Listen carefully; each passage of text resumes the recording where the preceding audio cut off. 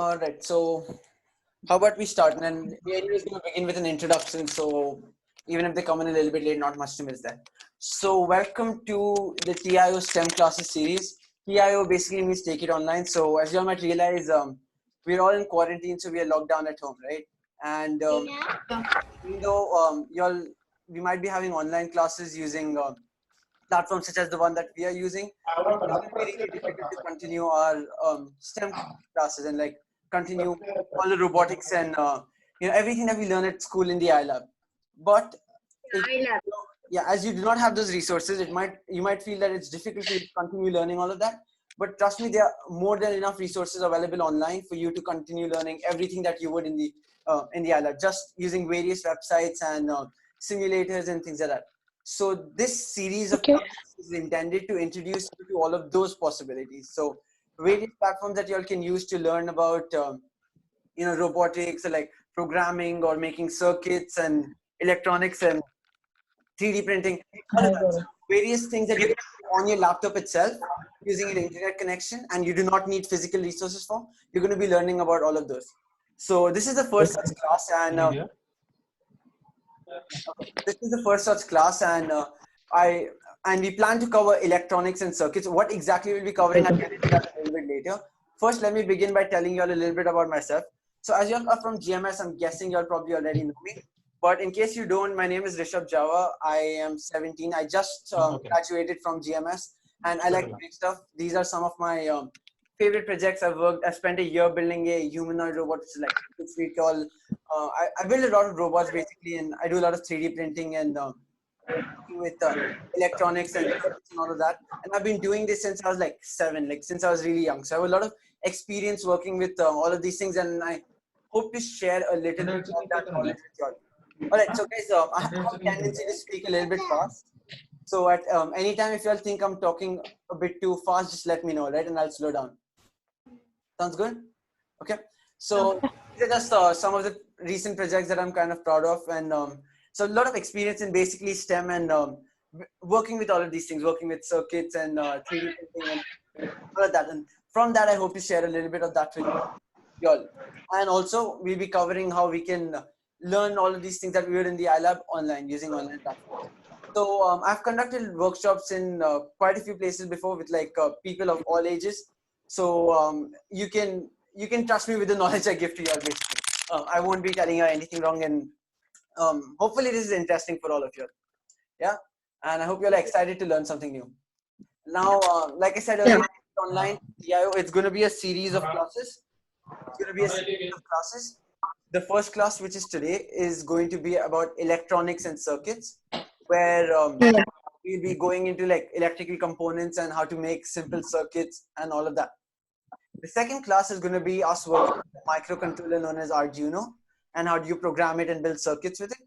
The third class right now is going to be about 3D designing, but this is going to be a really simple one. So, if you cannot hear properly, I think it might be in 1 second. Oh yeah, I think it's just a problem with her. So Rida, if you cannot hear properly, I'd recommend that you try reloading it or rejoining the meeting. Right?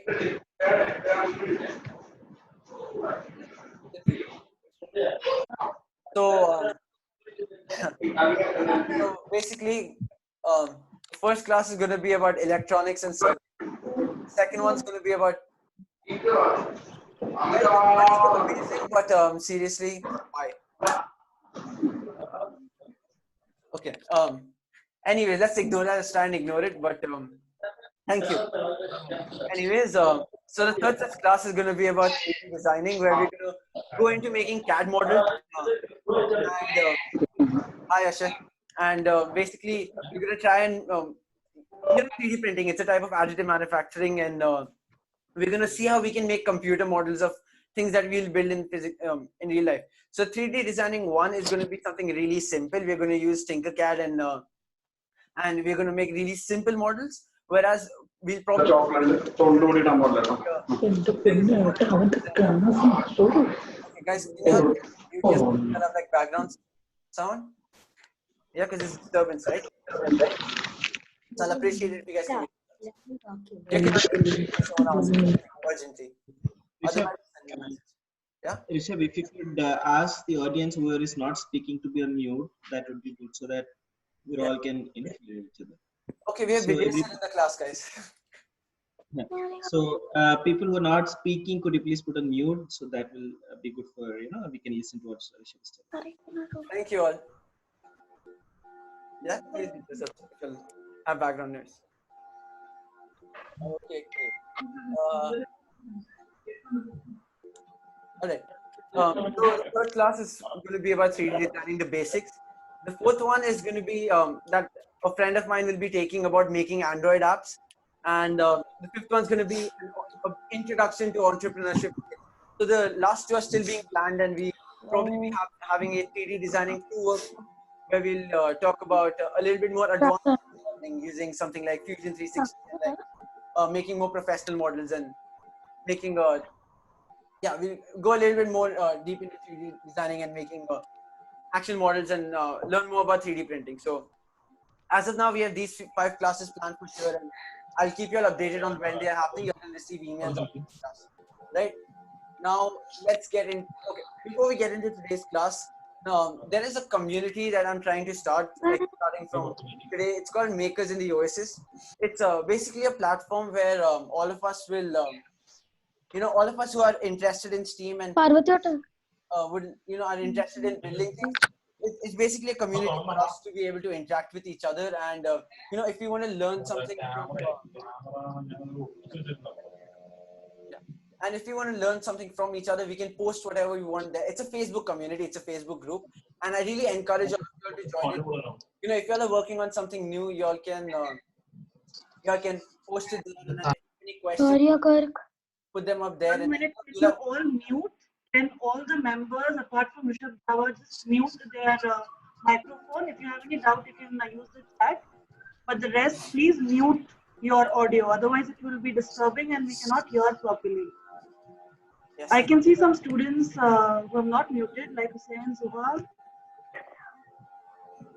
Please mute.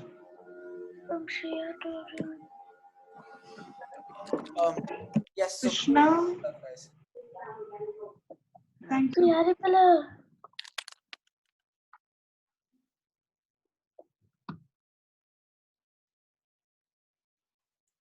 all right, I think now everyone's muted, and we can continue. Yes.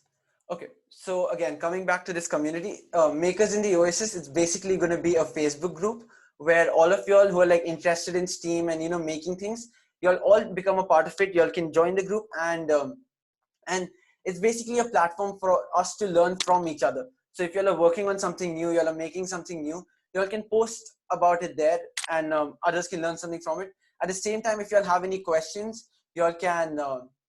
At the same time, if you all have any questions, you all can post them there, and people from the community will answer. So it's going to be a Facebook group. That's the URL to the group, tinyurl.com/makers in the UAE. I'll share this presentation with you all, so you'll have access to all of those links.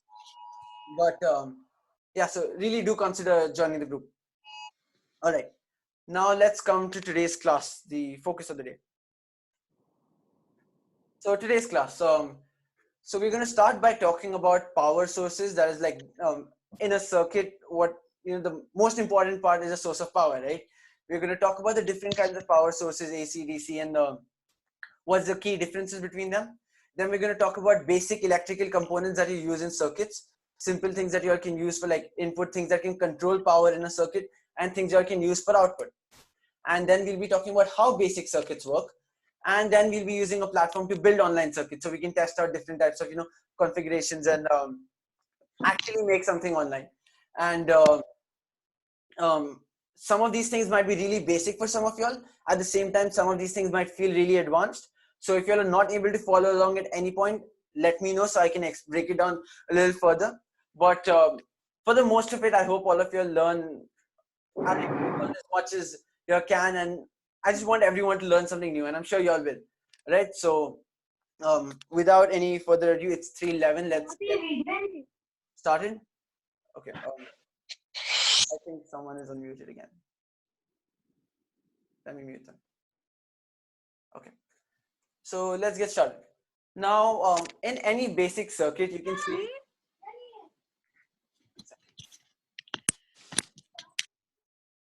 Okay, in any basic circuit, you can say that the two main components are going to be a power source that's going to be like the input of power, and an output device, basically something like that gives out light, something that gives out sound, or something that moves, right?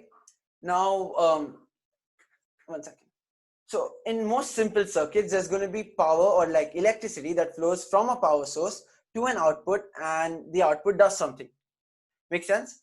But in some circuits, there is something called a switch in the middle that controls whether power flows from the input to the output or not. And this switch can either be something mechanical.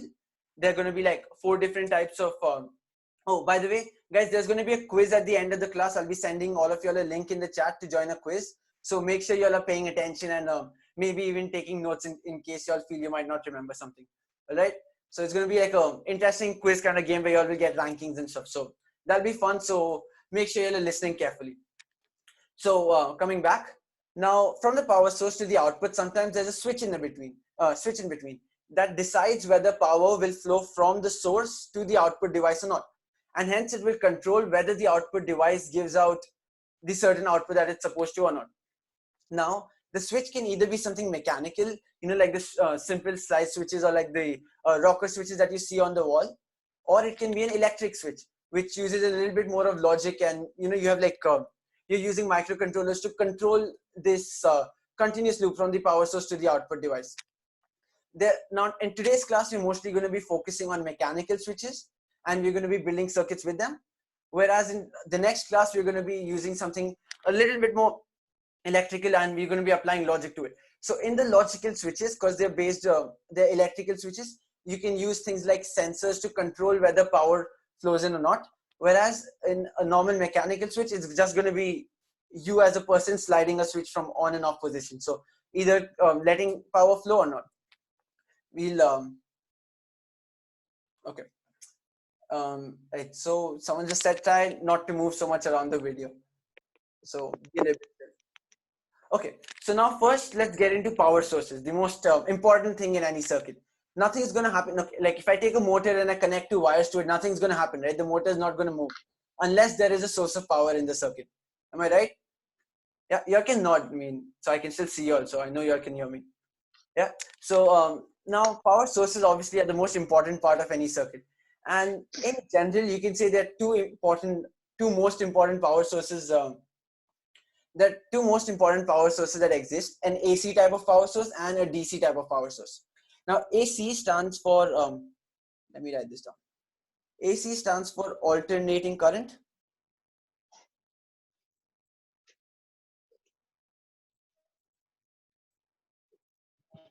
Excuse my handwriting, but yeah, this is the best you get with the stylus. That's alternating current, and DC stands for direct current. All right. Now, what is the difference between oh, is my voice breaking for everyone, or is that just the case with one of them? No, you can hear me, right? Clearly. Yes, we can. Okay, thank you. Now, AC stands for alternating current and DC stands for direct current. Now, before I talk about the sources of two, let's just talk about some key differences.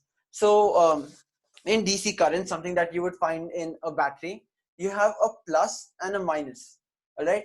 And current, or basically electricity, flows from the positive side to the negative side.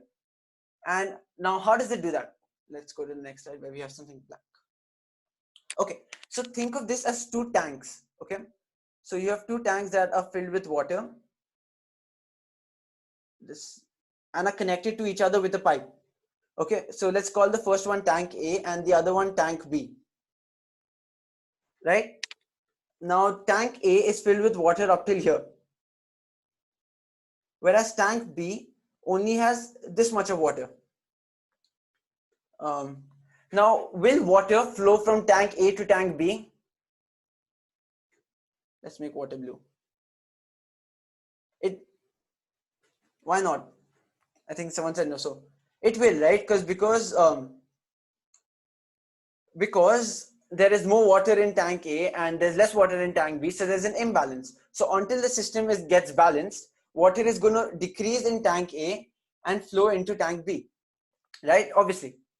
Now, this is because there is a difference in the energy that, okay, so in tank A, because of a higher water level, there is more energy in tank A, which is due to gravity, than there is in tank B. Okay, so you know gravity is pulling things down, right? Yeah. So now tank A has more water, so there is more things being pulled down by gravity in tank A than in tank B. So you can say tank A has more potential energy, or it has more gravitational potential energy, or basically gravity is pulling down on side A more.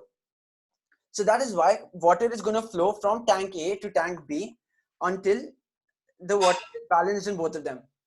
Okay, I cheated a little bit here, but you get the point. Basically, until water is balanced in both of them, water is going to flow from tank A to tank B, right? Now, similarly, in a battery, you're going to have, instead of water, you have charge carriers, or they're called electrons, but that might be for some of you. So basically, they're, okay, I think I'm going a bit fast. Let me slow down. So, as there's water in tank, so there's more water in tank A, and therefore it's going to flow into tank B until there's a balance between both of the tanks. All right. Now let's compare this to a normal battery. Okay. So now in a battery, you can imagine, similarly, you can imagine two tanks. Okay. So one side has more of these electricity carriers. We're going to call them electrons, but okay, let's just call them electricity carriers for now. So one of the side, for now, let's say it's the positive side, has more electricity carriers than the negative side. So when, similar to this tank, when you connect a wire from side A to side B, obviously water is going to flow from side A to side B. Hi, Hasina, can you mute yourself? I think I do. Yeah. Okay. So, yeah. So, in a battery, you're going to have one side with more charge carriers and the other side with less charge carriers. And once you connect a wire, electricity is going to flow from the side with more charge carriers to the side with less charge carriers until the amount is balanced in both of them. Does that make sense? Right? Just, I guess, put it in the chat if you all understand. Yes? Okay. So that is what's going to happen in a battery. One side has more charge carriers, other side has less charge carriers. So there's an imbalance. Therefore, when you connect a wire, these charge carriers flow from the side with more to the side with less. And that pipe basically is the wire. And what flows through the charge carriers, they constitute the current. But okay, let's not go into that. Now, that in a normal DC source, there is one side which has more and the other side has less. So one side becomes positive and the other side becomes negative, and charge flows continuously. Let's clear this again. But on the other side, hand, in the case of AC, there's going to okay, let's talk about the sources here. So DC is basically something that you find in batteries, and this is the most usable form of current, right? So you have all your TV remotes, or almost everything that you use at home is most appliances, even your mobile phone runs on DC. But like actually even your air conditioner and your refrigerator, all of them run on DC. But we all know, and you probably heard your parents, you all have heard somewhere that in your wall sockets, like something like this, you have AC current, right? Now, even AC current that flows through these outlets is first converted into, okay, yeah, but okay, so you can know that in the power, in the wall outlets and in appliances, generally at your house, AC current flows. But this AC type is converted into DC before it is used by different appliances. Now, a key difference between AC and DC is DC always stays one side is plus and the other side is negative. Okay, but in the case of yeah, I'm going to come to AC again. All right, but in the case of AC, there is a live wire and a ground wire, and you can say that the plus and the minus change 100 times every second, or 100 to 120 times every second. Okay, so in DC, the plus and the minus are going to stay the same, whereas, okay, let me see if I can slow down a little bit more. So a DC, one side is going to be plus and the other side is going to be minus, whereas in AC, this plus and minus is going to keep changing repeatedly. So in the span of 1 second, like at your house outlet, this plus or minus changes about 100 times. So as such, this is not something that you'll be using at this level, but just something for you all to know. A key difference between AC and DC is, in DC, the terminals are going to remain constant, plus and minus.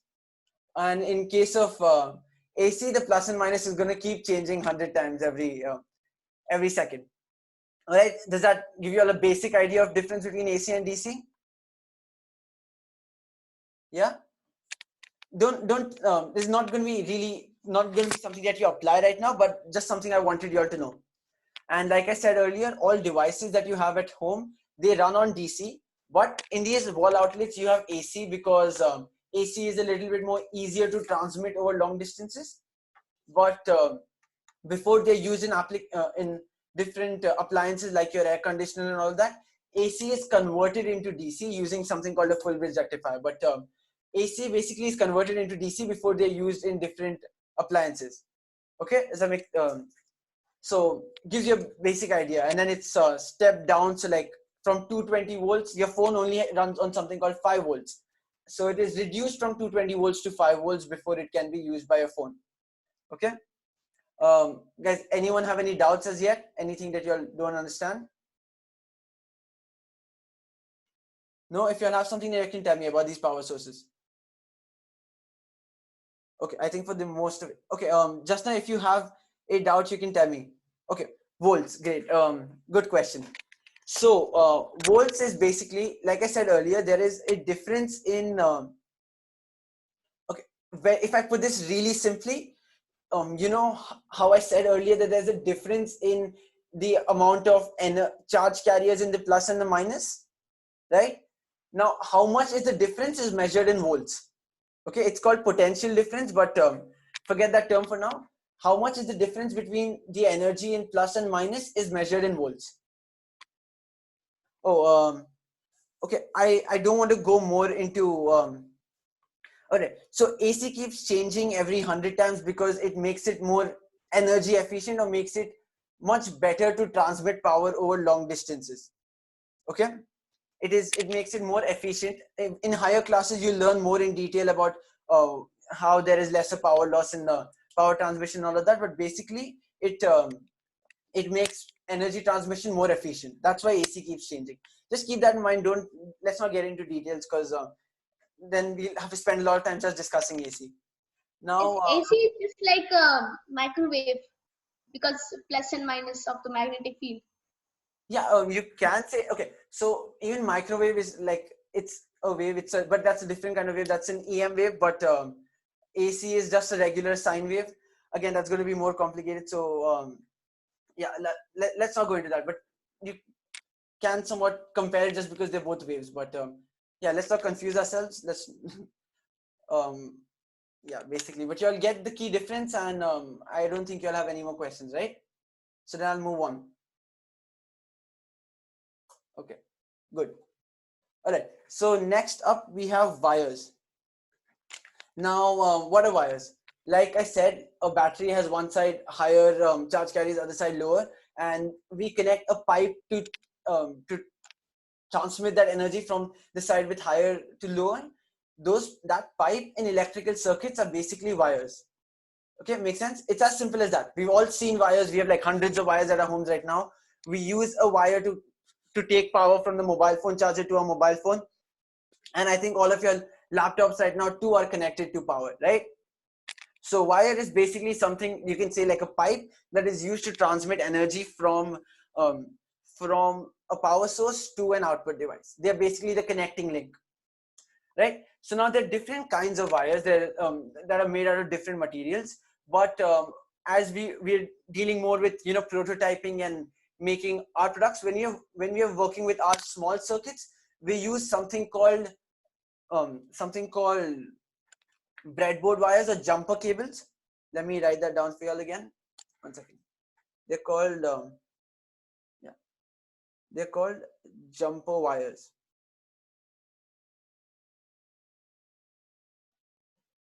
All right. So they're called jumper wires. These basically they're like normal wires, just that they have, if I can see my camera, they have small pins in front of them, like that. Okay. So these pins basically make it much easier when you're working with small circuits to plug them into something like a breadboard. We'll be talking about what that is a little bit later, or plugging it into like different output devices, or like or like a sensor or something. We use something called jumper wires in our circuits because it simply makes it easier for us to work with them. Now there are three types of jumper wires. They are male to male, male to female, and female to male, right? So male to male is basically a wire which has, you see the pin here, it has the same pin on both sides. Let me find a male to male. Yeah. Okay. So this, for example, is a male to male jumper cable. So in this case, you can connect two things by plugging both sides into something. All right. So when we'll be working with a breadboard later, I'll quickly show it to you. This, when you're working with something called a breadboard later, you'll be in this kind of a wire. You can use it to make connections from one hole to the other hole, because both sides have pins that go in. Now, if there is one side that has a pin that can go into something, the other side has to have basically a kind of a hole that the pin can get connected to, right? And that is the female side of a jumper wire. So this is like the female side, and this is the male side. So male to male is going to have two of these male connectors, whereas female to male is going to have one as a pin and the other one as a hole that the male pin can be plugged into. And a female to female, I have one of those here. And a female to female, create this. Okay, I'm sure I kept one out to show you. Okay, anyways, you'll get the point. Let me cheat you out. Yeah. So a female to female is basically one that has a hole on both sides. So you can plug something in on it on both sides of the wire. All right. So three types of jumper wires: male to female, and female to male. Make sense? Ayan, is that, I think that's only with you. Okay. So any questions about jumper wires? They're basically like pipes. I'm saying that again, to take power from the plus to the minus. Okay. I think everyone is clear on with jumper wires now. Great. Okay. So again, this was a very, yeah, they're clear. Let's clear this and then go next.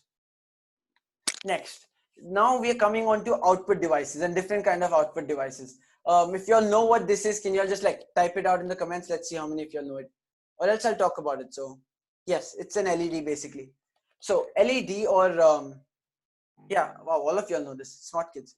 LED stands for light emitting diode. Okay, so by the looks of it, we all know, wow, let's not spell this, light emitting diode. Okay, can you all see that somewhat? So LED stands for light emitting diode. It is basically a small output device that gives out light. Okay, I've got a few of these here, so let me show them to you all. So this is an LED in front of me here, and this is a small battery, like a power source. And I'm going to skip on the wires, just use the LED, and you can see when I connect it, the LED turns on. So the LED is basically a small output device that gives out light. Now LEDs are so now most LEDs have a plus and a minus side. Can you all see like one side is longer than the other? If you can see, can you all see that? Yeah, I think you can. So in an LED, basically one side is going to be longer than the other, and the longest side is the positive or the anode, and the shortest side is the negative or the cathode. Okay, and you always connect the positive to the positive side of the battery and the negative to the negative side of the battery. So you can see I have a battery here. This, if you can see, is the positive and this side is the negative. Now I'm going to connect the positive to the longer side and the negative to the shorter side, and you can see the light turns on. But if I connect it the other way, that is plus to the minus and minus to plus, the LED does not turn on, right? So always keep that in mind when you're working. No, this is actually a button cell. These are called button cells. You use them in your watches and yeah, use them in your watches and small appliances basically, and calculators and all of that. Just now, I think that's again like a network issue with you. So I suggest you reload the page. Okay, so basically an LED is an output device that gives out light, and one side is going to be connected to positive, the longer side connected to positive, the shorter side connected to negative. And when there is power, it's going to give out light. The different colors of LEDs that you get, and so the different colors of LEDs that you get, and all these small LEDs at least operate at about 3 volts. Remember how I told you all it's basically a measure of the difference in a battery? Yeah, volts. So batteries that have like that can give those, that have the 3 volt difference, LEDs can simply LEDs work with those. Oh, okay. Sorry, thanks for reminding me. I'll slow down.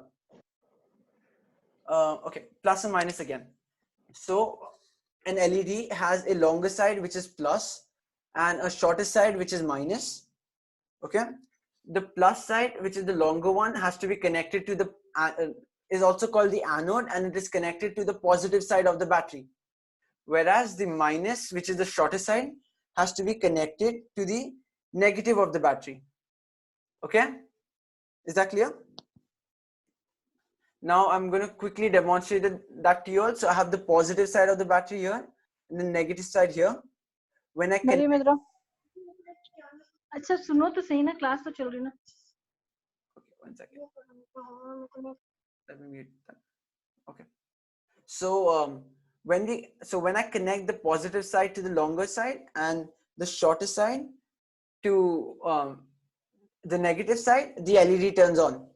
Is that clear? So an LED has two terminals, a longer one and a shorter one, and you connect the longer one to plus and you connect the shorter one to minus. Is that clear now? I mean, was Zohar, does that make sense now? Plus and minus? Yeah.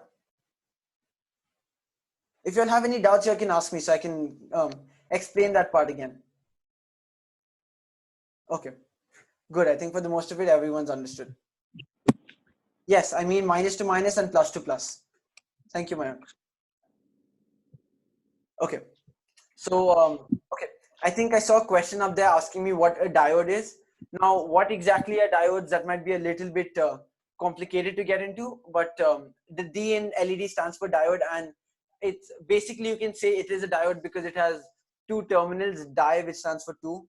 So yeah, it can that's one of the reasons it's called a diode. What a diode is, it's going to be a little bit more complicated, so we'll not get into that. But LED stands for light emitting diode, just something for you all to know. Yeah, you haven't missed much. We just talked about power sources and LEDs, so you should be fine. Anyways, so we can move on from LEDs, right, to the next output device. Yes. what changes the color in LEDs? Sorry? What changes the color of the light in LEDs? Okay, good question. So I will talk you through it. Like, I'll try to be as simple as possible, but it's a rather complex thing how they give out different colors of light. But there are 2 ways in which they do that. One is where they just use a white color LED, and with just the white light, they have a green color body on the outside that tints the light a little bit to the color of the tint.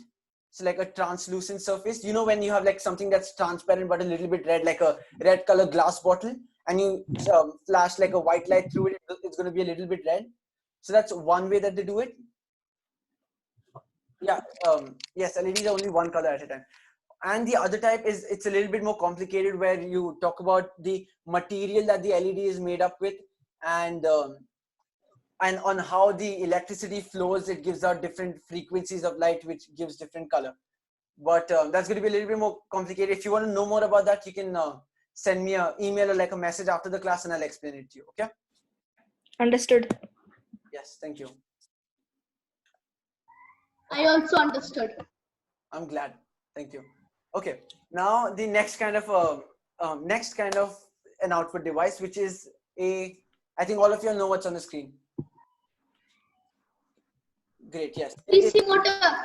Yes, thank you, Shreyas. It is a DC motor, and okay. So now we've seen a lot of these DC motors. They're in all of our toy cars and all of our appliance, in anything that like our remote control cars and small fans that we get. All of these have a DC motor. They're simple in the sense that you connect them. One second, I'm going to mute. Yeah. Okay. So okay. So DC motors are basically another type of output device which convert electrical energy from something like a battery into mechanical energy or something that is moving. Okay. So battery is giving electrical energy, whereas a motor is moving, so it has mechanical energy, and a motor is converting that electrical energy into mechanical energy. So there are different types of motors, and we're going to be talking about all of those. But basically, a very common type of motor is the DC motor. I have one with me, so I can quickly show it to you all. Now, the DC motor, like I'm going to connect it to this 9-volt battery. Now, you remember how the LED had a plus and a minus, right? Okay, I think few of you look surprised. It's just a motor, guys. Anyways, so like how how an LED had a plus and a minus, and motor does not have a plus or minus like that, but the way in which you connect it to the battery changes its direction. So here I've got a red wire and a black wire. Okay, so if I connect it, you might not be able to see this, but just trust me when I say this. And if you all try this with a motor that you all might have at home, like from some old toy or something, you all can you all will observe the same. So when you connect the one wire of the motor to the, okay, let's use another one. This one's going to be kind of tricky. Let's use this motor maybe. Okay, this motor, when I connect one side to plus and the other side to minus, it rotates. In this case, it's rotating anti-clockwise for me. Okay, but if I flip around the battery and I connect it the other way, its direction changes. Okay, so basically, in compared to a LED, an LED has a plus and a minus, and you have to connect it in a certain way, plus to plus and minus to minus. But yeah, I think I'm going a bit too fast again. Sorry. Okay, so like how an LED had a plus and a minus, where you have to connect plus to plus and minus to minus, but a motor does not have the same. It consists of, like, it again has two terminals, but you can connect it in any order. Like you can connect one side to plus and other side to minus, and it will turn in a certain direction. But when you change it, it's gonna go in the opposite direction. Okay, so LED has a specific way of connecting it, plus to plus and minus to minus, whereas a motor, the way you connect it in is going to change direction. I think now everyone's understood it. All right. Yep. Yeah, I'll try and go slow, but yeah, I have a tendency to talk fast. Okay, now let's talk about a few of the properties of a DC motor. Now these DC motors, like you can see when I connect it, rotates very fast, right? You can see that actually, if you can hear the sound, let's see. So it's quite loud and it is going really fast. Okay, but it is really soft in the sense I can just stop this with my hand. Like it just stops rotating like that. I can stop it with my hand. So if you were to directly connect this to your remote, put this in a remote control car, the car is not going to move because it is that weak. It has no torque. It has no force. Okay. So the motor has very less force that it gives. It just goes very fast. But we use something called a, okay, guys, give me a second. Let me look for this and you might understand better. Can I like get 1 second to just grab something really quick? 1 second.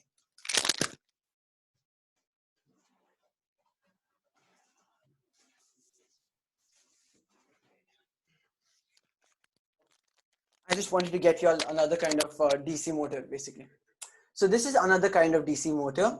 Okay. So like we said, in this kind, the speed is really high, but it gives no force. But in this kind, you can see if I connect it to power, which I might not be able to directly. Okay, this might take some time, so let's just ignore that. But what we do is, in these kind of motors, we take a simple DC motor and we add gears to it. Okay, So gears are basically, you know, like how you see this metal top here, this golden colored small metal top. This is called a gear, okay? And we use different kinds of gears to decrease the motor's speed, but increase the amount of force that it gives. Okay. Yeah, I think okay, my other device got disconnected. Just give it a second to reconnect. Anyways, so a normal DC motor is going to have more speed, less force, whereas in this kind we are going to use, it's called a geared motor. Okay, let this connect so I can quickly. Can you repeat it, please? Yeah, I will. Just give me a second because I'm waiting for this, and I can write it down for you all.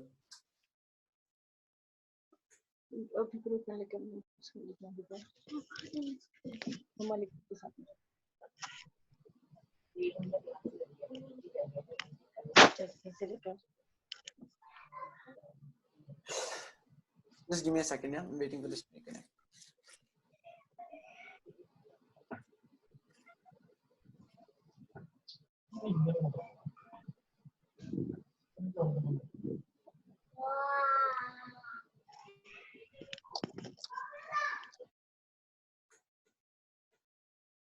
One second.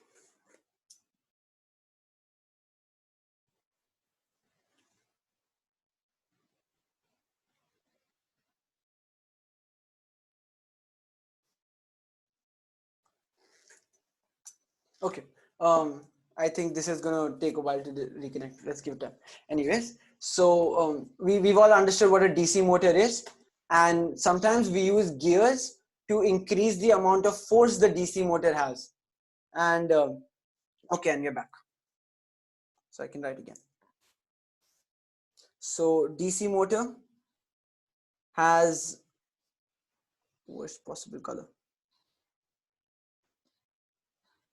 DC motor has less force but more speed.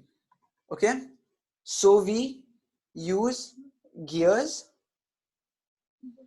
Okay, now has anyone here ever tried to open a remote control car, or like, you know, break it down so you can take out the motor and everything? Yes, Yeah, I'm sure you all have.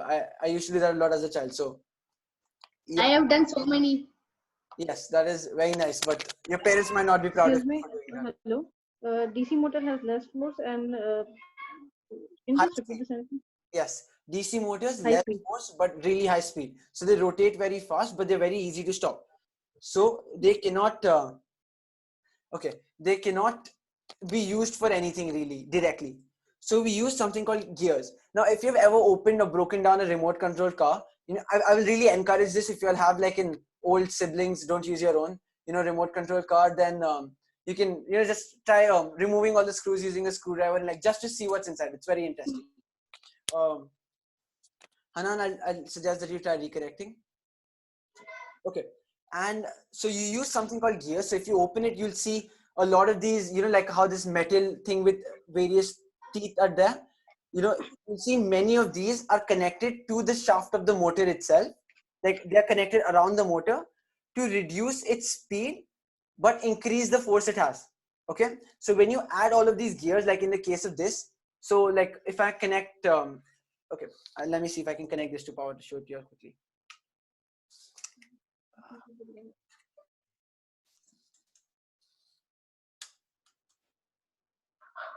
Okay, by the time I figure this out, anyone who is like, okay, should be, no, stay.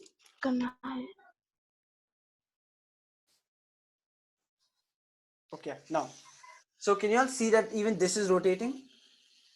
Yeah? Can you all see it rotating? Let me put something in it so I can see it. Here. Okay. Can you all see this rotating? Let's put this a little bit here. Okay. All of you can see this rotating, right? Now, the speed is much slower than the previous one, but it has a lot more force. So like I can't easily stop it with my hand. Okay. So if I were to put this in a robot or like a remote control car, this will actually be able to do something, or it'll be able to move the car from one side to the other. So that's like one key difference between a DC and a geared motor. Let me write that down. Geared motor. So a geared motor is going to have less speed but more force. Okay, so it's basically a small. Can you just repeat? A DC motor is going to have less force and more speed, but a geared motor is going to have more force and less speed. Okay, so you use gears to reduce the force and increase the speed. Sorry, to reduce the speed and increase the force. Okay, everyone. He has more speed but less force. Yes, thank you. Okay, let me.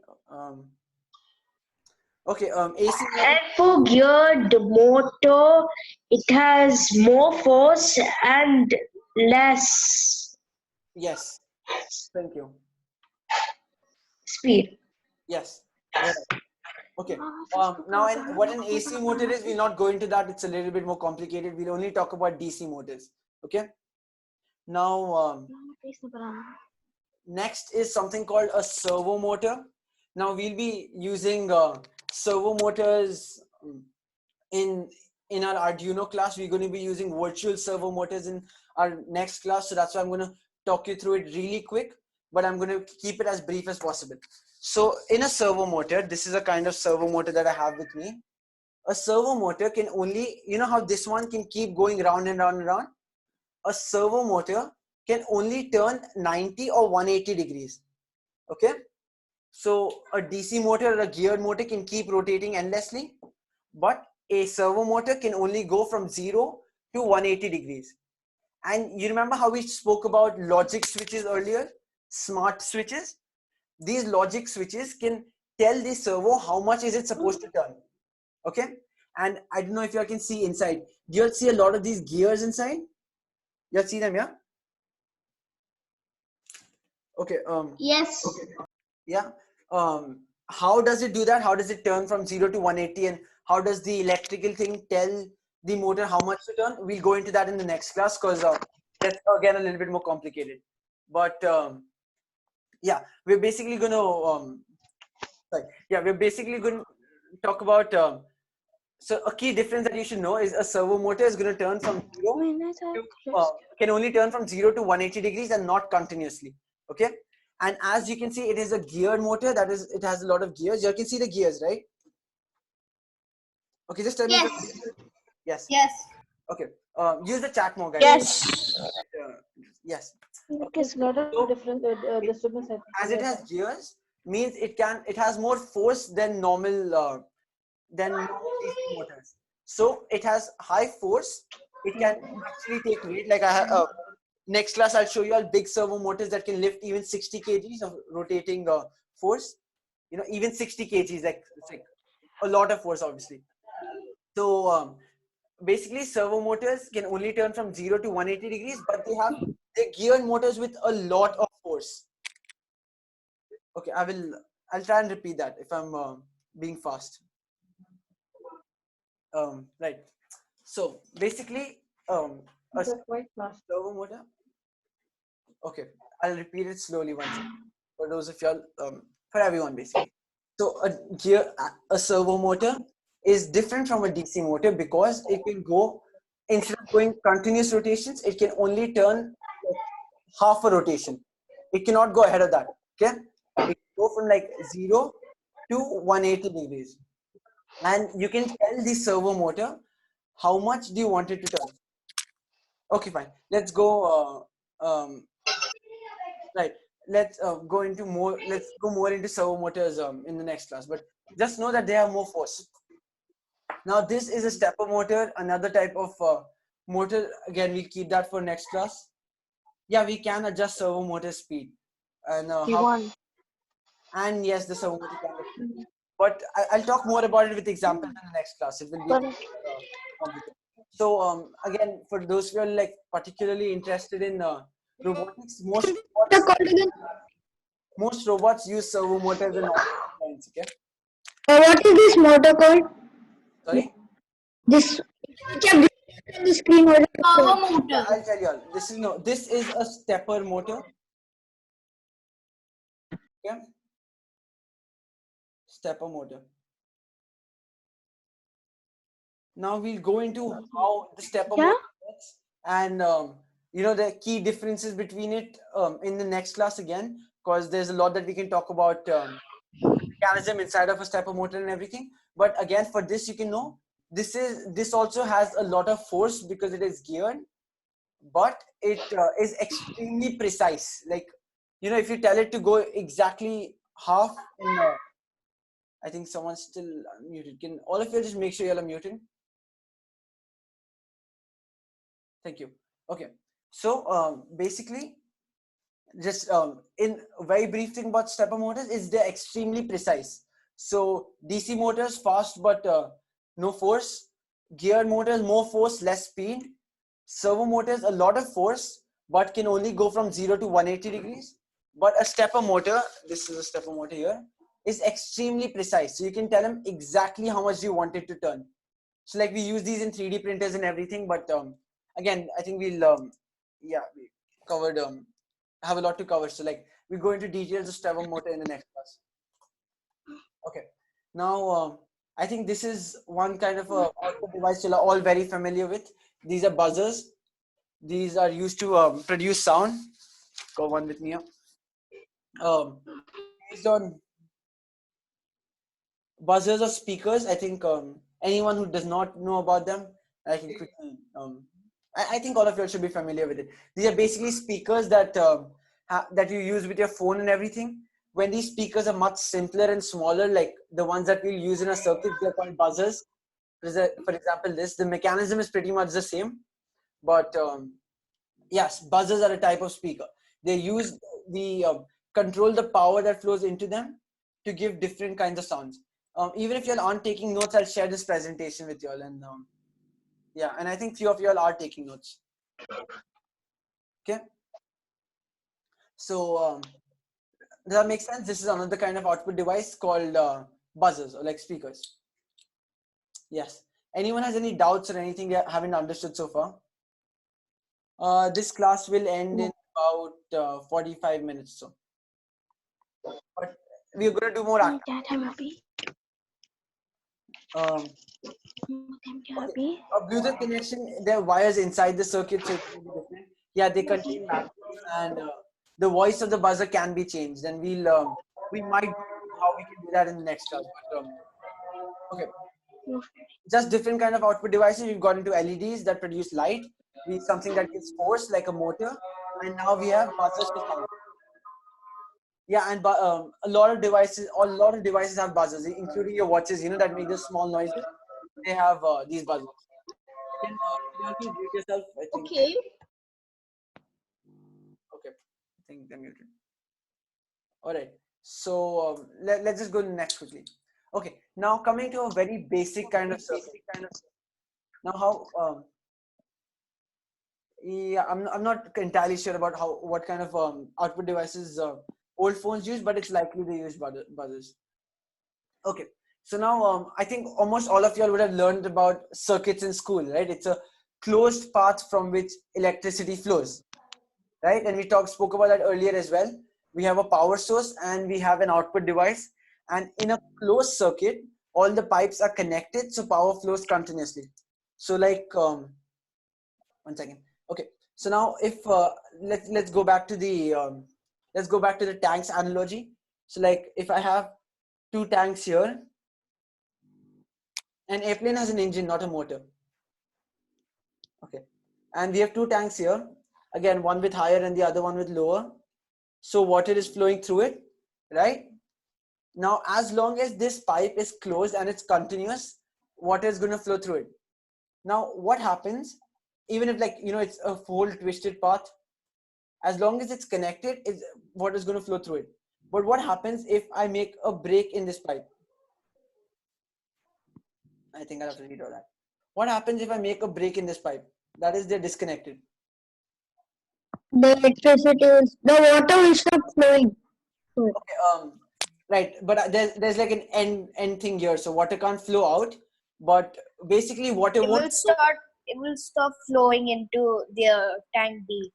Yes, it won't, basically, and I won't let it leak because we'll use something to stop the water here. Okay, so assuming water is not leaking, no water is going to flow, right? Because the path is not closed. So similarly, in a circuit, if from a battery, let's go to the previous slide. Okay, so we have the battery here. If from the battery the path is continuous to the output device, the power is going to flow. But if there is a break like here, power will not flow, right? And if power is not flowing, then obviously the light bulb is going to be off. Make sense? Something really simple. Yes. Okay. So when a circuit is closed, continuous, it's called a closed circuit and power flows through it. When there's a break in the middle, it's called an open circuit. Oh, if y'all can't see the diagrams, y'all can see the red lines on the screen, right? Yes. Yeah. Yes. Yes. Okay, fine. I think Yes. Yes. that it might be a setting with it might be a Yes. setting with the with Zoom meeting. So just try and correct that, and it will work for you as well. Okay. So closed circuit, electricity flows in a closed path. Open circuit, there's going to be a break, so it won't flow continuously. Okay. Simply. So I'm pretty sure that makes sense now. Now, in some cases, in some circuits, you can choose when the circuit is closed and open, and you can do that using something called a switch. You know how we talked about something that can allow or stop the flow of power from the source to the output device? That is basically a switch. Yes. Okay. So now we're going to, Yes. yeah, a switch basically breaks the circuit. Become a bit higher. Yeah. Now there are going to be different types of switches, and we're going to quickly talk about a few different types. But before that, just know the main or the most important thing with a switch is it can open or close a circuit. We all have switches in our houses that we use for lights that we turn on and off. They look something like this. Yes. Okay? Yes. It's probably the one on the Yes. left, right? It's Yes. this Yes. circuits. Yeah. Yes. Okay. So what these basically do is they disconnect the power to the light from the source. Okay, they basically open the circuit so power cannot flow through. Okay. Spandan, if you have a question, you can ask. Just put it in the chat if you have a question. You don't need to read it. Okay. And Hanan, I think there's background noise. Yeah. Thank you. Okay. So a switch is something used to open or close a circuit or to break the circuit. Now there are different kinds of switches. This switch that you can see on the screen right now. Okay, guys, some of these concepts might seem boring to you all, but knowing these basics will really help you be faster when you're learning things that are more complicated and going more, working more with, working with robotics and everything. So these, I know Okay. it's really basic, but knowing them will really help you work better with all of that. So now these switches that you'll have, okay, I'm glad to know it's not boring yet. So these switches that you'll have are something called rocker switches. Okay. So have I got a rocker switch here? Okay, no, I don't have any rocker switches at home. Okay, so, but I think we all have them on our walls, right?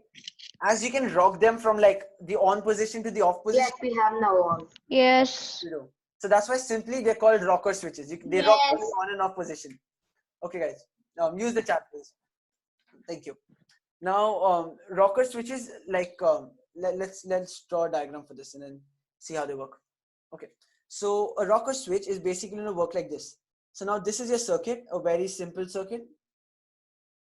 This is your power source. Okay, now something that you all should know, though don't really need to know the details. When you're working with circuits, when you draw the circuits, this is how you basically draw how you draw a battery. Let me highlight that. Okay, this is a battery, and you can draw a bulb like this. Okay, and okay, now can you tell me in the chat whether the bulb will be on or off in this case? It'll be off. Right? Use the chat. Okay. Off. Yeah. It'll So be off. yeah, because the circuit is not The cut. circuit will be broken. Yeah, but what happens if okay, so that's the switch in its on position. But what happens if you use your hand to push the switch down and then you close it? Wow, I'm using an eraser still. Then the switch will be on. Exactly. The switch will be On. in on position. Oh, I forgot to draw the line. Okay, so the switch will be in. On. Okay, whoever asked me about the fuse, why? Let's not It go. will be in on position. Yeah. So the switch in this case. Because when the rocket switch is closed, the light bulb can put energy to the plus and minus Okay. when it's closed. Okay. So can you tell me in the comments can you tell me in the comments quickly, will this circuit be on or off? Will the bulb be on or off in this case? So when the rock, Um, so when the so On. Yes, it will be on. Yeah. Actually, this is a trick question. It won't be on. If you'll see carefully, I haven't drawn it properly. It's not connected. There was a mistake. Anyways, you're right. In this position, generally, the bulb, if the circuit is closed, the bulb will be on. Okay.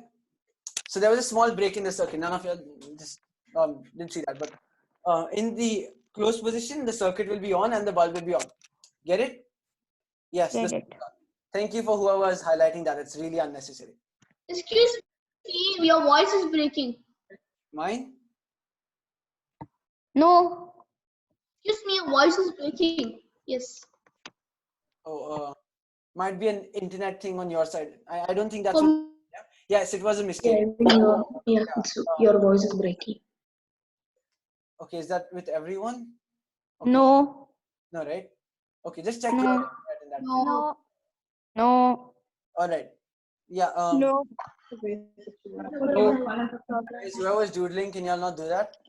Please, thank you. Whoever did that, thank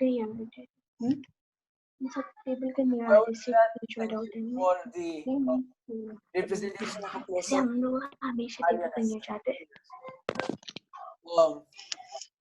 Okay, so y'all now get the key difference between an open and a closed circuit, and how a rocker switch, when you push it down, it closes the circuit and the path is continuous. Right? Any doubts there? No? No. Again? Okay. So that's the first kind of switch, rocker switch. Next, okay, whoever's doodling, can y'all please clear it? Guys, whoever this was, can you clear it? I don't think I can, or else I would.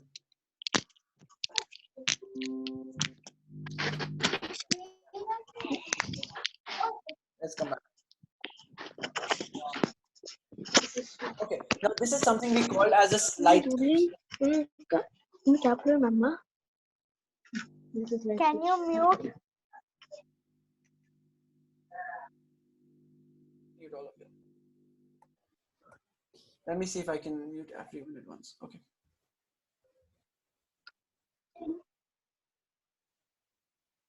Okay, guys, if y'all want to say something, then let me know because I'm muting all of y'all. Right. And okay, coming back, this is something we call as a slide switch. No, that's a toggle switch. Where we? Yeah. So this is basically a slide switch. You'll probably have seen all of these in your remote control cars. You'll all have, right? So a slide switch basically has two, and in all of your toys, yes. I keep saying remote control cars because that's the only toy that comes to my mind. I've got a slide switch here to show you all. Okay. This is a slide switch. When we use the simulator later, we'll be using slide switches there as well. So this is a slide switch. It has an on position and an off position. And now how a slide switch works, if I try and go into that, it will take a while and we'll not be able to finish, so I'll not go into it. But basically a slide switch has 3 terminals, and the side it is on, it connects those two sides, those two sides. So very quickly, if I show you all that, the slide changes. Okay, so if this is your battery, this is your bulb, okay, and this is going to be a slide switch. Let's change the color, make it look a bit better. Yeah, and this is your slide switch. It has 3 terminals. I've connected these two. Okay, so now when the slide switch is on this side, on the left side, it's connecting these two sides. So will yeah, it's the one on torches. So will the bulb be on? What do you guys think?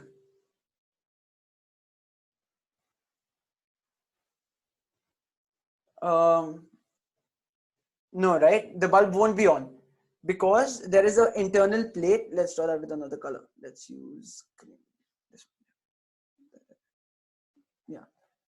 that there's an internal plate, a metal piece that is connecting these two sides.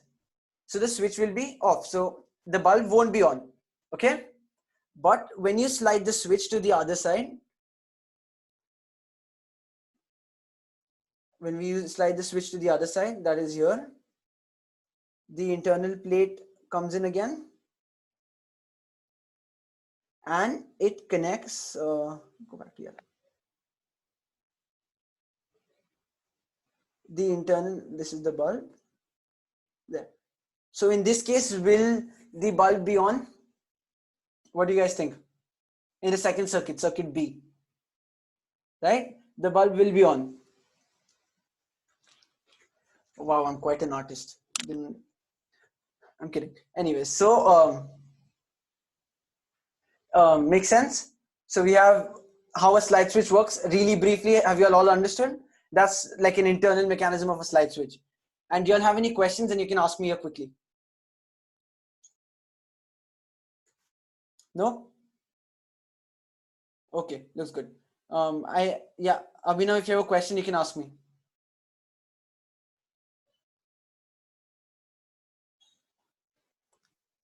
Nope. Okay. If not, then I'll move on. You don't understand the figure? Okay. Difference between slide switch and a rocker switch is, again, slide switch has a metal piece which slides from side to side, turning it on and off. Whereas a rocker switch is just, it is like a piece of wire. When it is closed, it connects it. When it is open, it's disconnected. It's like a very brief difference. And we don't use rocker switches in remote control, in like our toys. We saw that question earlier, because it is easy for you to just accidentally hit a rocker switch and turn off the toy, right? But in a slide switch, it accidentally turning off is much, its likelihood of that happening is lesser. So there's lesser chance of the slide switch turning off by mistake. Okay. So yeah, a rocker switch is like a seesaw, whereas a slide switch is where you have to slide it from one side to the other. So I think majority of the people have understood slide switch and a rocker switch. Yes. Okay, guys, can tell me that you all have understood so I can move on. Thank you. Okay, if you all still have any questions, like I think someone said they didn't understand the figure, just send me a message after this and I'll explain it to you. Okay, but as most of them have understood, I'm going to move on. Next here we have a toggle switch.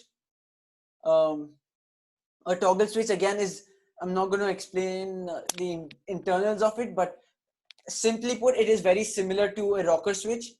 Just instead of how you use like the plastic switch thing to connect and disconnect the circuit, in a rocker switch you have a small metal like pin that moves from left to right.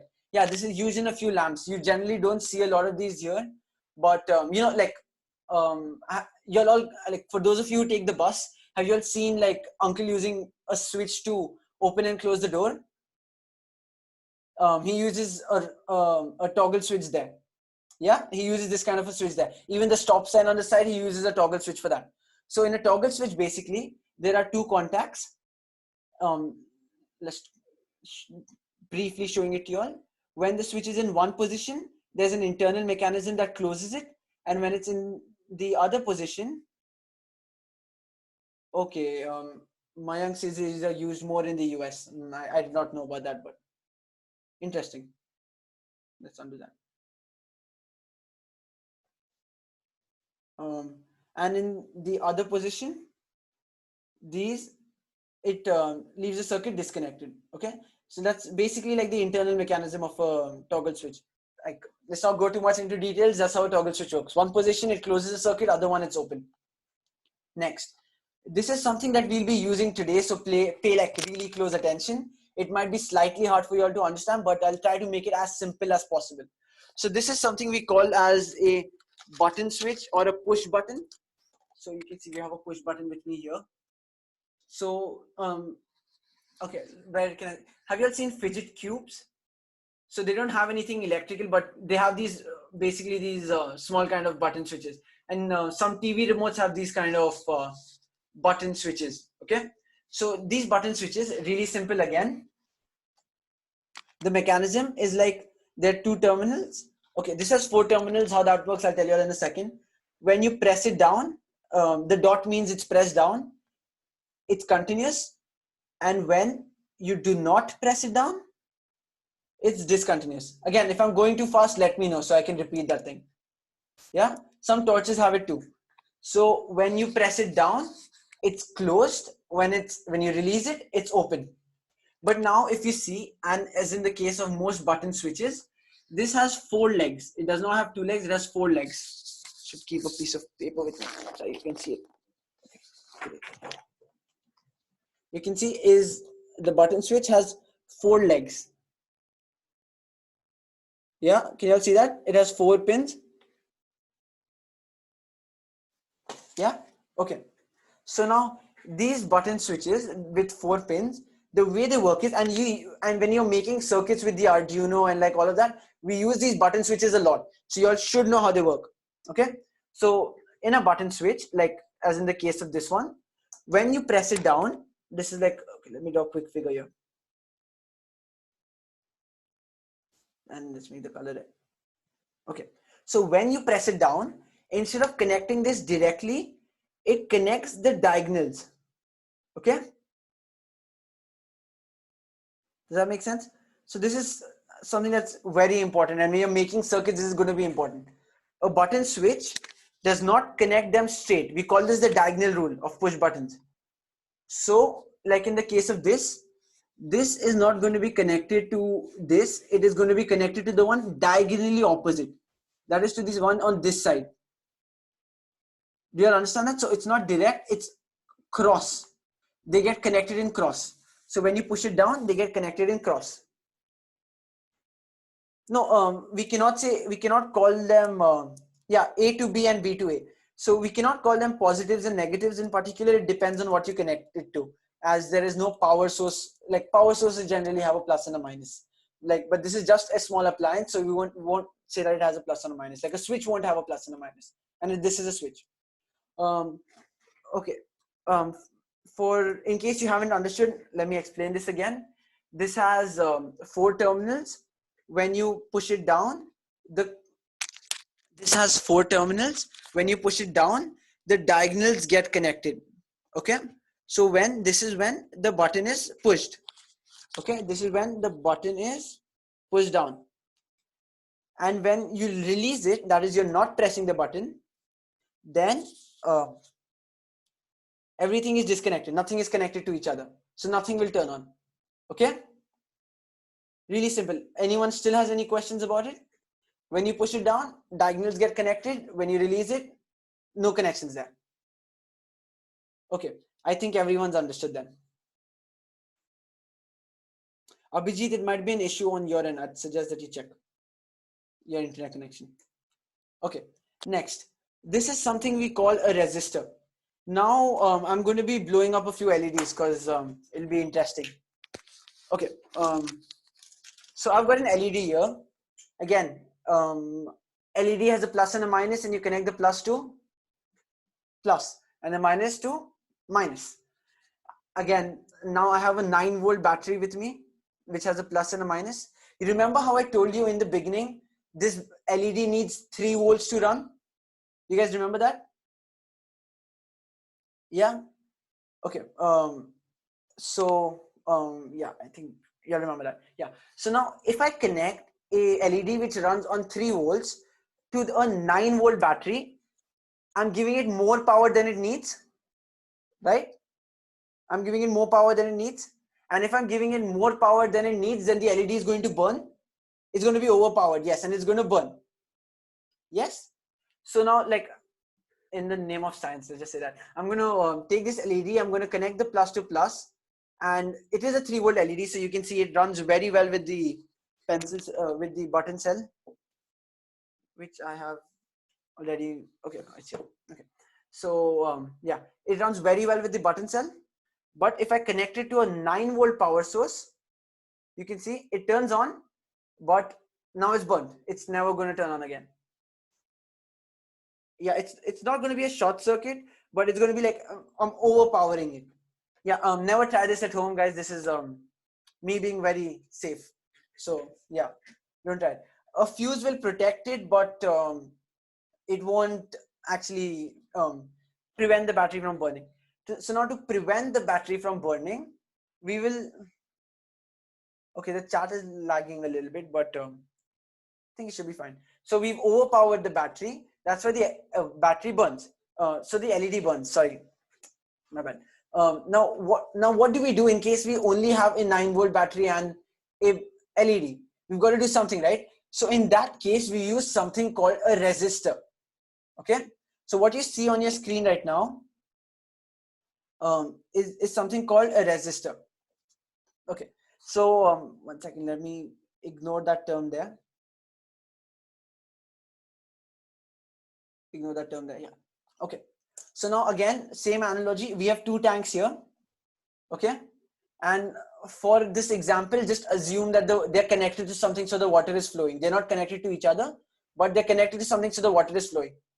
Now, in the first case, the pipe is very thick.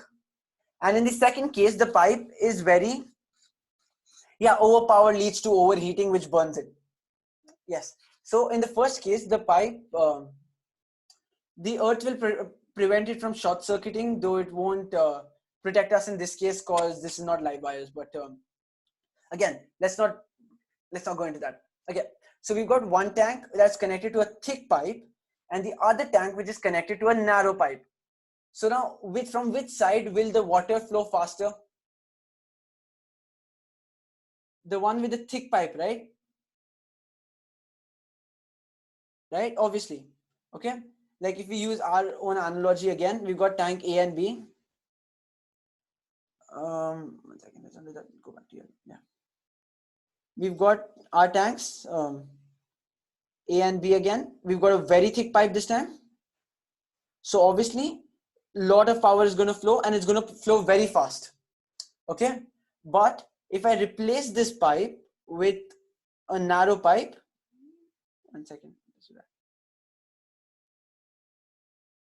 Okay. If I replace this with a narrow pipe,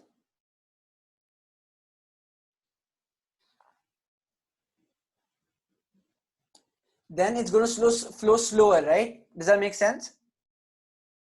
So if we connect it to a narrow pipe, or the path for the water to flow is narrower, then automatically the water that flows through is going to be lesser. It's going to be slower. And in this case, now these pipes, like I said earlier, are wires, and we can add these extra thinner wires in the middle that are called resistors. Okay, that resist the flow of power. So they make the flow of power slower. Okay, just tell me if I'm going too fast, or like if you all are not able to understand. Okay, so there are different kinds of resistors. There's like depending on Abhirami, are you finding me too fast? Okay, I'm guessing everyone's able to. Okay, okay. Let me repeat this a little bit for Abhirami really quick. Okay, so we've got a tank with a thick pipe. Water flows through fast, but if the pipe is thin, the water flows through slow. Like I said earlier, the pipes that we're using are called wires, and sometimes we have wires that are make the flow of power slower, and these wires are called resistors. Okay, I think everyone's understood this. So now I'm again going to I'm not going to sacrifice another LED. I'm going to protect it this time. So now I have a resistor in my hand. You all see the resistor? It's kind of small, but I'm sure you all can see it. You all can see the resistor? I'm going to connect the resistor to the battery using a very quick circuit. Okay. And yes, I'm being very safe. Thank you, Evan, for your concern. And now I'm going to, instead of connecting it directly, I'm going to connect the LED through the resistor to the battery. And you can see, even with the 9-volt battery, the LED turns on. It does not burn. Right?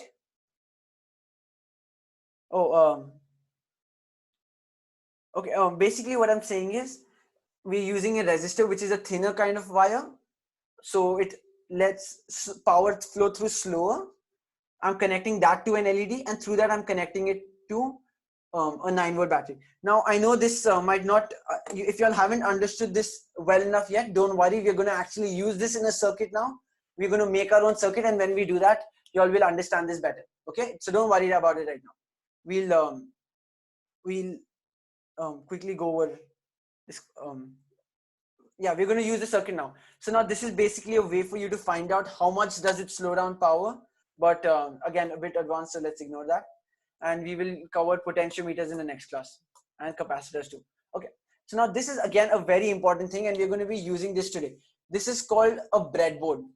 Okay, so have you all ever seen a motherboard of some kind, either in a computer or in a toy? There are these small circuits or kind of chips that are inside. Let me find one here quickly. Yeah, like this is a kind of motherboard you can see. So now when you're putting something on this, it is permanent, like putting it on, and there's a long process for you. Yeah, it looks like a small city. Yes. When you it's an extremely complicated process basically for you to put something on, and then you have to use heat to join it and everything. And so when you're testing or you're experimenting with your product, it is extremely difficult for you to make changes fast. You know, if you've ever done an experiment, sometimes you need to change things very quickly, right? But if it is something like this, it is very permanent. And if it is permanent, you cannot make these changes fast. So therefore, using this for when you're learning is not a good idea, right? So, okay, Dave, one yes was enough. Thank you. So basically when, sorry. Yeah, when this is permanent, so that's why we need something more temporary, something that we can use to test. And that's why we use something called a breadboard. Okay, so in a breadboard, basically, there are connections inside of the breadboard already for it to be easier for you to make for you to join things. Okay, for now, I'm going to explain a simple layout of a breadboard. I want you to understand it really quick, but don't kind of like go into details because that will take some time. But basically, in a breadboard, all these horizontal, okay, a breadboard is also called a prototyping board for you to experiment fast.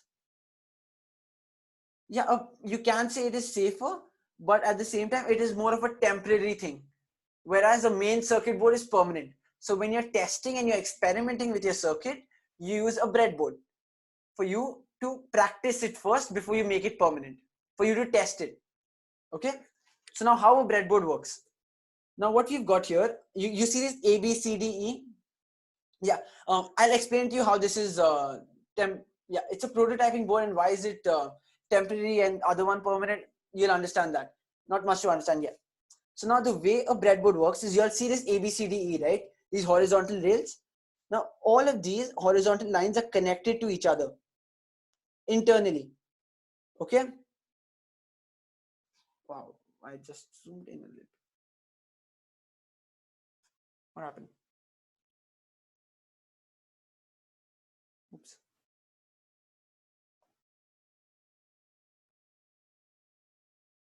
Guys, just give me a second. I think I have.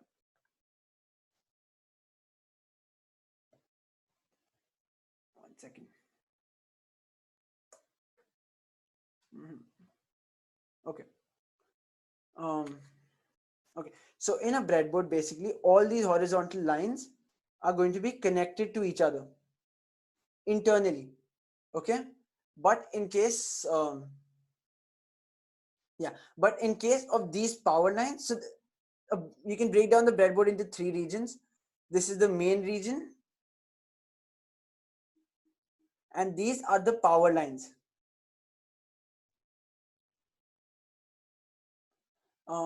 Is my voice breaking for everyone? Okay. No. Okay. So these two are going to be power lines, and this is the main region. Okay. So now in a main region, all these horizontal sides are connected to each other. And in the power lines, this whole vertical line is connected. All these holes are connected from the inside. Does that make sense? Yeah. So on the main region, all these horizontal holes are connected. Okay. breadboard, 3 regions, 2 power lines, and 1 main region. And in the main region, the horizontal sides are connected to each other. Why am I zooming in? Yeah. And on the power and in the power lines, the vertical lines are connected to each other. So what a breadboard looks like from inside, once I show that to you, it will make more sense. Abhijit, I think that's an issue with you with your internet connection. So I'd say just check on that. Okay. So this is what a breadboard looks like on the inside. I've got one with me too that I'm basically sacrificing. Okay. So you'll see the main region of the breadboard here. You'll see that? Is my voice breaking for everyone? No, okay. Okay, so this is the main region, if you can see in the camera, and these are the power lines. So like I said, in the main region, all these holes are connected to each other using these metal strips. This is like, it might be a little bit complicated, but just try to understand, okay? But once you try, once you actually try using it, you'll understand this better.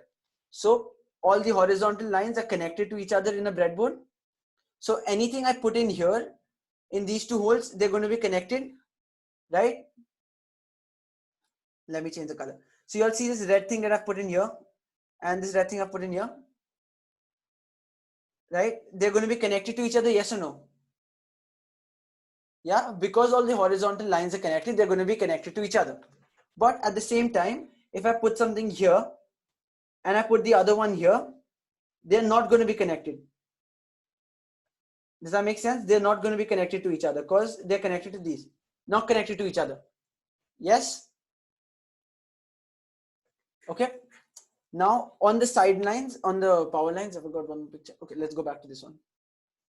If I put something here and I put something in here, this is going to be connected,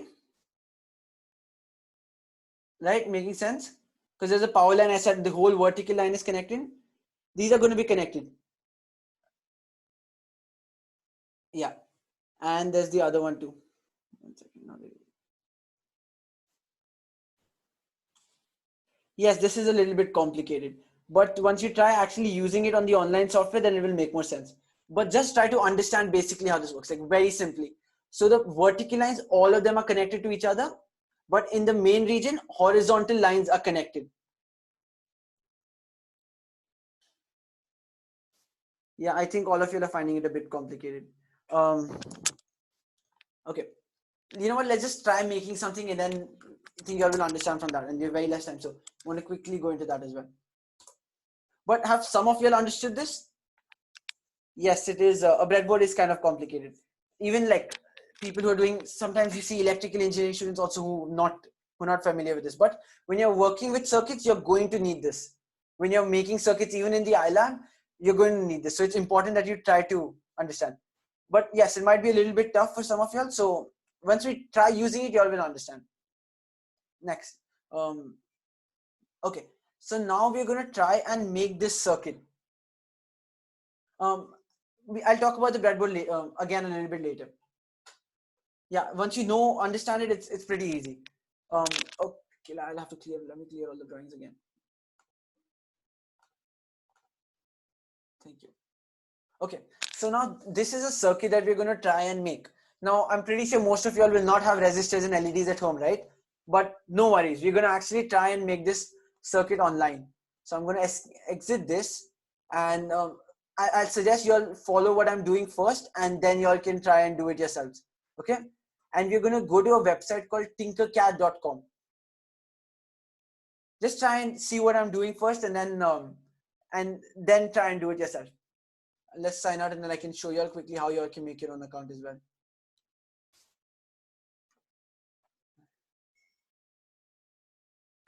We got Tinkercad. Sign in. You can just sign in with Google. I mean, you can figure out how to make an account. It's pretty simple. Okay, so go to Tinkercad, make your own accounts. Right now, just going to use this. Okay. Now in Tinkercad, this is in Tinkercad itself. We're going to be using this in our 3D designing to 3D printing class as well. But for now, one second.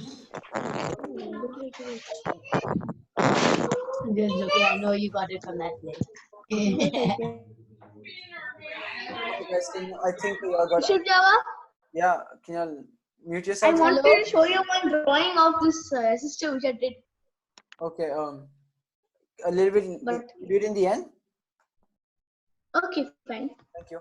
So yeah, can you please mute yourselves again? Thank you. Okay. So now you're going to Tinkercad. We're going to use this while you're making our 3D designs as well. But today, in particular, we're going to use something called circuits. Okay. So we're going to click on circuits, and we're going to click on create. Give me a second.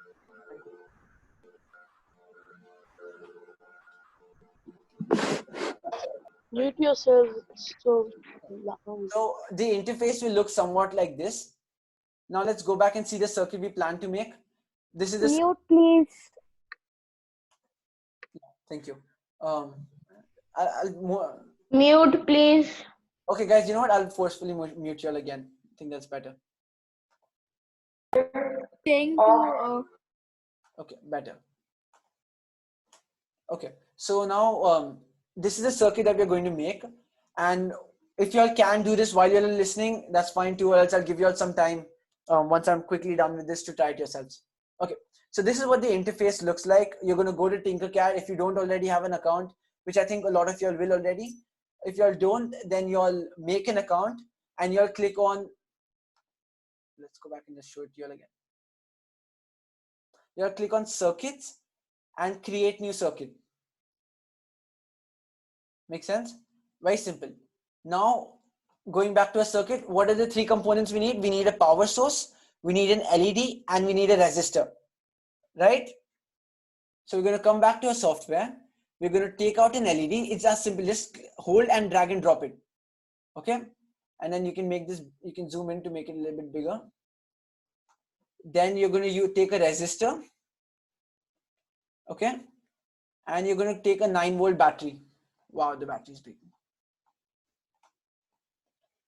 Okay. So now we've got everything that we needed for our circuit. And there is an option on the top left called rotate. You click on that to rotate it, to rotate the battery. It's just to make it easier for you to make the connections. 1 second, select the battery and then click, oops, yeah. And click rotate again, keep rotating. Okay.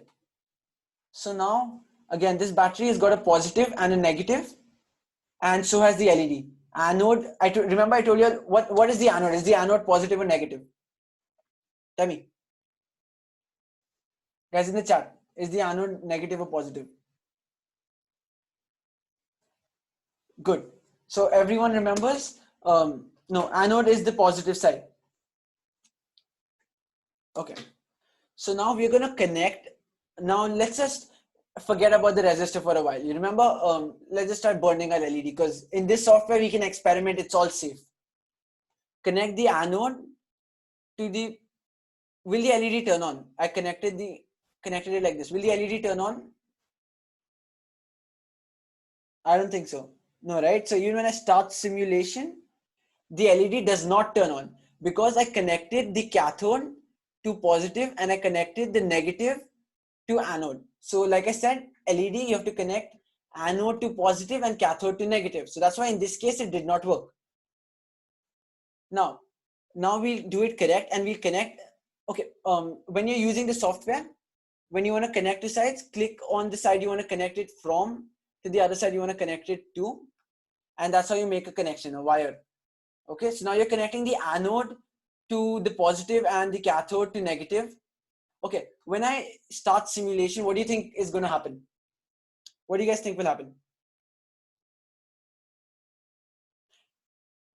It will glow, but I think Kashinath is right. The LED will burn, even Avinash. Great. It's going to overheat, it's going to burn. All of you all are right. Because I'm connecting it directly to the 9-volt battery. So let's try that. We click start simulation. Look, the LED burns. We don't want that, right? We don't want to burn our appliances. But let's stop that and let's redo this. Now we're going to disconnect this and we're going to add a resistor somewhere in the circuit. So now a resistor has not got a plus and a minus. You can connect it anyhow you want. So I'm going to connect one side, the negative of the battery. Okay, Kashish, do you have a question to ask? You can send it in the chat. I'm looking at that. Okay. So now what we're going to do is we're going to connect the negative to one side of the resistor and the other side of the resistor to the cathode. Okay. So you can see the connections have been made. What do you think will happen if I turn on the circuit this time? If I start simulation this time? Okay, I think the chat's lagging. It will glow, yes. And will it burn? Yes or no? It won't glow. Yeah, it won't burn. Yes, exactly. So let's try that. Let's start the simulation and the LED turns on, right? Okay. So you can see LED is safe and it has turned on. Now this is, okay, I think two of you all have raised your hands. If you all have any questions, you all can ask me in the chat. If anything that I've explained so far about this very simple circuit, any doubts that you all have, just ask me really quick. Any doubts, guys? Anything you want to know? Nope. Okay. Now, how about for those of you all on the laptop, how about I give you all like 10 minutes or no, like 5 minutes to go try this and come back, because it does not take that long. Okay, yeah, Kashish, if you have a doubt, you can ask me. Is it a one? Okay, a resistor does not have a voltage. How much does it slow down is measured in ohms. And okay, so like let's start playing around with this value. How much does it slow down? Okay, 1 second. Okay, do you guys want to try it right now or do you want to try it after class? I think few of you all have already finished. After? Okay, some of you all want to try it now. Oh no, it's okay. You know what, guys, try it after the class, because it might take some time and you all might take different amounts of time and not everyone has a laptop. And if you all have any doubts, just send me a message on WhatsApp or something. Okay, I'll share my number right after this.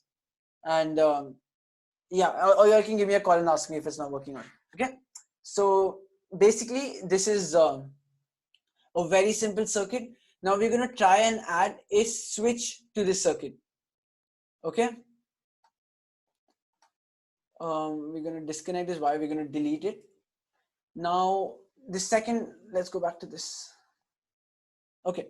So this is a kind of circuit we're going to try. Just imagine that there is a resistor in there somewhere. Okay. And we're going to add a switch to this circuit.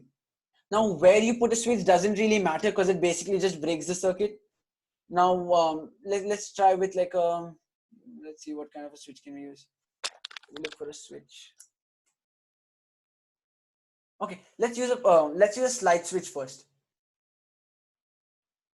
Okay, we connect one side of the resistor to the slide switch, one terminal, and we connect the other side to the cathode of the LED. Now, if I do not do anything to the slide switch and I turn it on, if I start the simulation, what do you think is going to happen? Will it turn on? No, right? So I start the simulation, and remember how I explained that there's a metal piece connecting two sides on it? The LED does not turn on unless so the simulator is really cool. You can try all of this unless I click on the switch and I change the position, right? And then the LED glows, or I can turn it off like that. Make sense? This is like, now you'll see how a slide switch works. You understand that? The class, I think Rita really is waiting for the class to finish.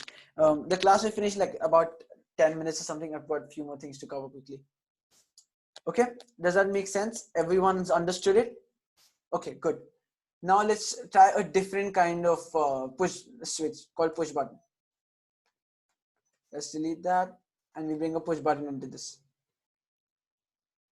Now we connect one end of the resistor to one side of the push button. And okay, now you tell me, okay, let me frame this question properly. Okay, now if this is 1, 2, 3, 4, These are 4 pins of the push button. Okay, now I've got the resistor connected on pin number 4. I've got the resistor connected on pin number 4. Which side should I connect the cathode of the LED to? Which side do you all think? Remember the diagonal rule? That diagonals get connected? Good, I'm glad to see everyone's understood that. So yes, we do connect it to pin number 1. Okay, so now I'm going to take a wire from terminal 1 and I'm going to connect it to the cathode of the LED. Okay, and then when I start, let's change the color of the wire, make it look good. Okay, and then when I start simulation and I click on the push button, the LED turns on. Do you all see that? Yeah, and then I release it and the LED turns off. So the diagonals get connected. Okay, I have to clear all of your drawings again. Back. Okay, now we stop the simulation, and just to show you all this. Now, if I were to connect this to terminal 2 and I connect it to the cathode and I turn it on, let's just ignore. See, there's like already a direct connection. So even me pressing or not pressing it does not really matter. And if I connect this to the side, then I control it with the switch. Does anyone have any doubts? Again, yeah, guys, don't spam. Not cool. Doubts. Wait, okay. In the software, when you need the wire, you basically just click on the thing that you want to connect it from, and a wire starts coming out. Basically, like click and hold. Basically, press, click and hold. When the simulation is not running, click and drag there, just like that. Okay. All of you got it. How to get a wire, and yeah, I think Kash's doubts cleared. Okay, so I'll really suggest that after the class, you'll go ahead and try this for sure. And then if you'll have doubts, then just send me a message, let me know. Okay, now we'll talk about breadboards again in the next class, because that will make it a little bit more complicated, and we've already covered like a lot. And yeah, I don't want to make it more hard for you all. So if you all can stop spamming in the group, in the chat for like 1 second, I'll send you all a link to the quiz. And I'll start it like a game, so all of you all, we'll see how all of you all do. All right? 1 second. These are like, we covered 2 simple kind of, great.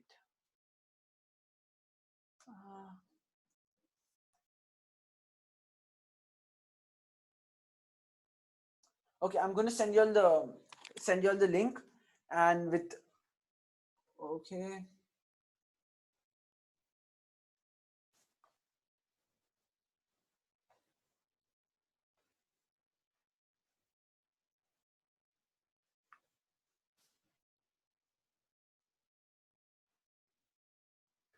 Right, so let's see, let's start the game. Okay, so now the link is going to be joinmyquiz.com. Let me send you all that really quick in the chat thing. For some reason, I've gotten disconnected. I'm going to stop sharing. Guys, there are 1,700 messages in the chat. Wow. Okay, I can see all of you have already joined it. I'm sending the link here, so I will. Okay, for those of you wondering when's the next class, I will email you all. There is a few things I need to plan, and yeah, you all can directly use the link that I'm putting in the chat right now. You can directly click on that, or you can go to joinmyquiz.com, and yeah, joinmyquiz.com, and use the code that you all see on the screen. Okay, I think a lot of you are already in the quiz. Just give it a second. Yeah, a lot of you are in the quiz. I'm going to give you a like. Okay, a lot of you are joining in. If you're, I'm not starting the quiz yet. I'll give you all another minute to join. Don't worry. There are only 22 people yet, so I know a lot more are yet to come in.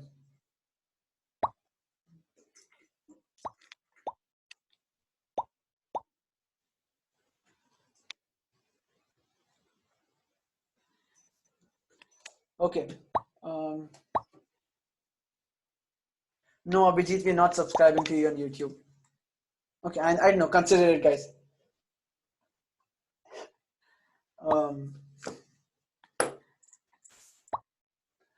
So we've got 36 people.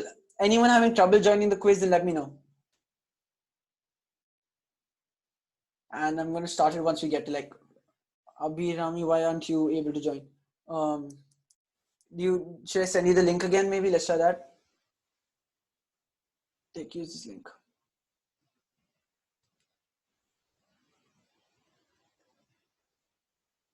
Okay, now my laptop's stuck.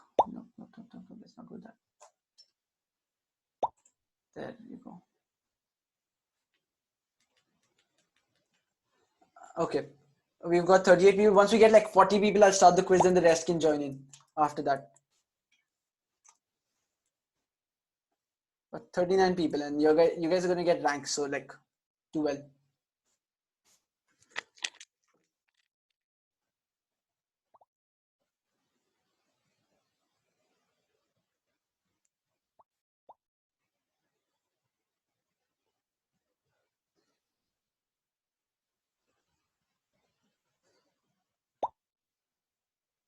Okay, I think almost everyone is in the quiz now, so I'm going to start it.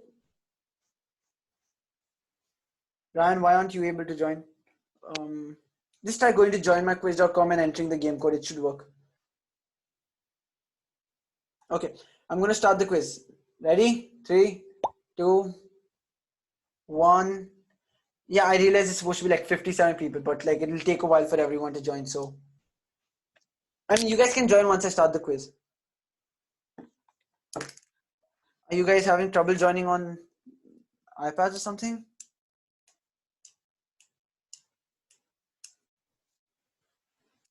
Okay, don't spam Ashay. I get it.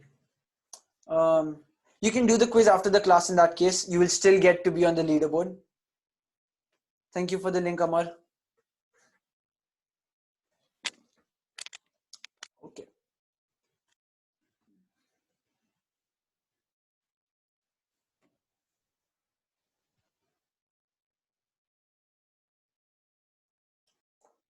Okay.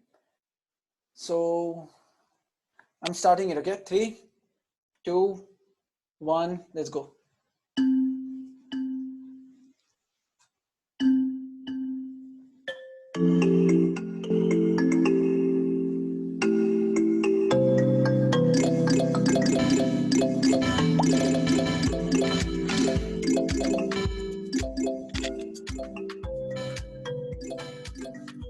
Okay, we got Abhinav in the lead with this really annoying music. I'm going to shout for myself.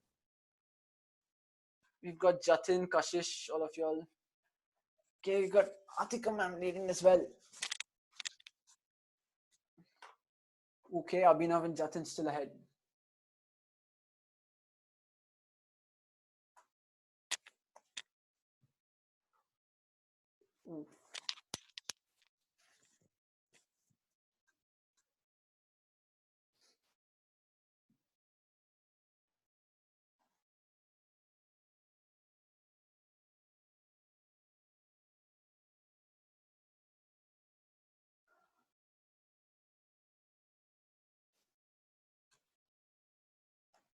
Abhinav's leading, then we've got like a wow.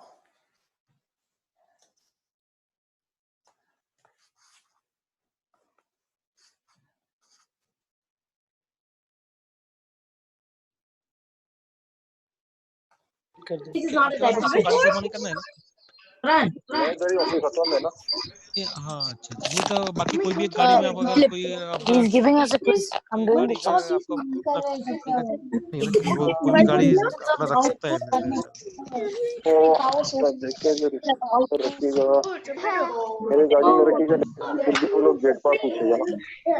नहीं है छोटा सामान है ज्यादा ज्यादा सामान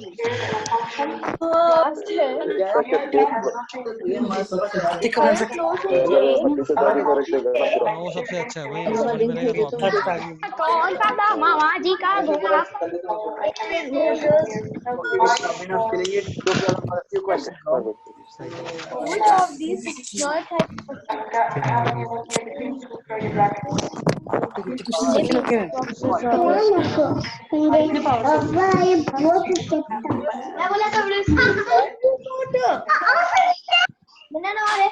Which of these models has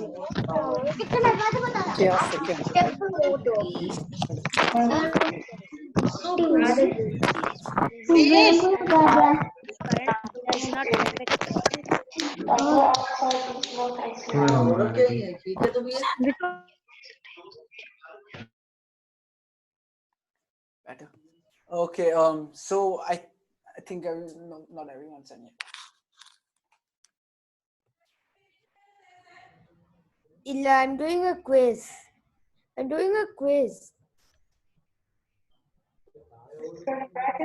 Okay, guys. I had another slide to show you all before I ended, but you guys are done. Okay, I think everyone's done now. I think Abhinav takes the lead. No, there are quite a few people left. Guys, come on, let's be fast. If you all want my contact details, I'm gonna put them. I'm done. After this. Good. So I'll tell you all where you all can ask doubts in a second. So you guys are gonna have to wait for a minute, and then I'll end the class. And I think most of you all are done. Hey, round of applause for Abhinav for like being in the lead, coming first. Then Ishan, Shreyas, all of you guys. 142668, whoever that was, Kashinad, Farhan, Atika, ma'am, all of y'all. Great. I went back. Okay, super cool, guys. All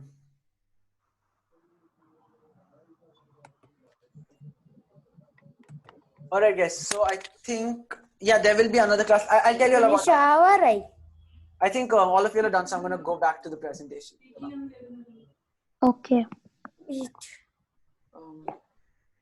Okay. One second. I unmuted. So this was the activity. Okay, so basically next class we're going to learn about something called integrated circuits, and one, these a kind of motherboard that you can easily program. It's called an Arduino. I do not have Arduino. Yes, that's called an Arduino. Okay, this is a kind of Arduino. You get the point. Arduino Uno. Yes, I have an Arduino Mega in my hand, but on screen is something called Arduino Uno. Thank you. Okay, guys, really quick. So we're going to learn how to make circuits, how to make these circuits with an Arduino in the next class. We're going to learn a little more about the other kind of components. Mute, please. Mute, please. Mute, please. Okay. So basically, it is a kind of it's called a microcontroller. It's like, you remember how I said we can use logic to turn on and off circuits? We're going to use something that we can program called an Arduino to control our circuits and make them smart. And we're going to be talking about the breadboard a little bit more detail again. Now coming to this was the quiz. I think we're done with that. These are basically my contact details. You can find me on Facebook or like Instagram. Follow me there and like ask me doubts if you all want. Or LinkedIn, kind of irrelevant for you all. Or send me an email. I also have my number. I think I not put that on. Let me put that on as well.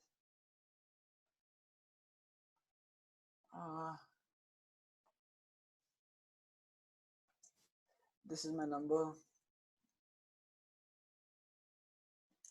Perfectly worked.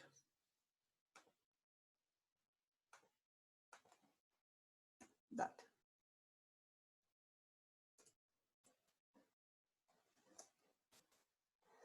Okay, so you can send me a WhatsApp message there in case you'll have any doubts. So you can write me an email.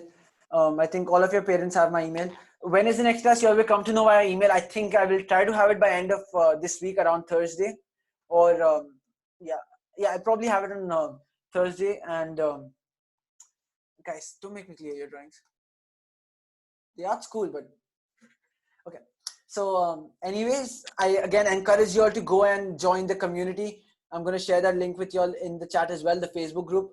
I know most of you all won't have Facebook of your own, but get your parents, join it with your parents' ID. So 1 second there. It'll be interesting because you all will be able to talk about, yeah, no one's telling Rida how do you draw.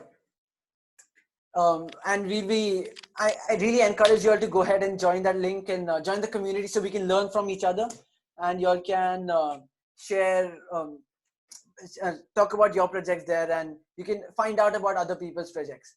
And if you want to know more about my projects that I've worked on, you can follow me on Instagram, learn about that from there. And yeah, Kashish, if you want to see the diagram, you can send me a message and I'll have this. And I don't have Snapchat. So if anyone has any other questions, you can send it to me in the chats right now and I'll answer it. Or else I think that's all from my side. Thank you guys for attending. And the drawings, I'm going to find a way to not let your draw from next time.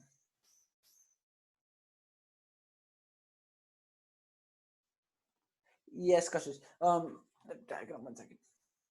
Guys, anyone has any other questions? If not, we're done. I hope you all enjoyed the class. If so, oh, and there's going to be a short survey. I will email a survey to you all. Please fill it out. It will take like 3 minutes to do it. Less than that. 2 minutes to do the survey. So please do that survey. So I know what you all, whether you all like the class or not. That's the link to the survey. Oh, 1 second, right here. Let's close this. I'm sending you all a link to the survey as well. So so I know how the class went. What did you all not understand? If you all had any problems, and I will. So do me a favor and do this survey, okay? It helps me make these classes more interesting. 1 second. Okay, that's the link to the survey. I hope you all learned a lot, or at least something, and you all enjoyed the classes. Enjoyed the class. We'll have more classes in the future, and hope you all are along in all of them. I've sent the link to the chat. This is a link to the survey. Please make sure you all do it. Okay, it'll take you less than 3 minutes. So before you get up from your computer, just do the survey and then go. All right, all of y'all. No, it doesn't. Sapna, school. So just do the survey, guys. Thank you. I hope you all enjoyed. That's it. Yes, and we're done.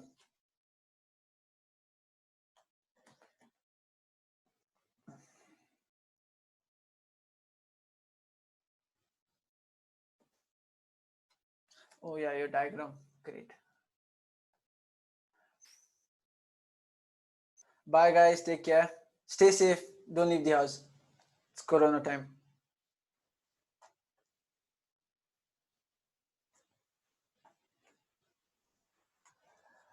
Okay, 1 second. Your diagram. That's the diagram. Okay, you all want the PPT as well? I will email that to you all.